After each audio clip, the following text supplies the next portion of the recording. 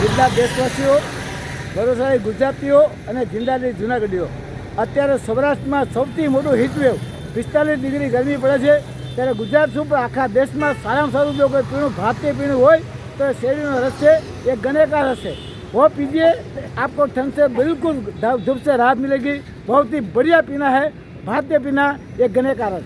जी हाँ, શેરડીનો રસ પીવાય દોસ્તો, વિદેશી પીણું ન પીવાય, ઠંડકમાં રાહત મેળવાય. હીટ વેવથી થોડી રાહત મળે, તમારું રક્ષણ કરે.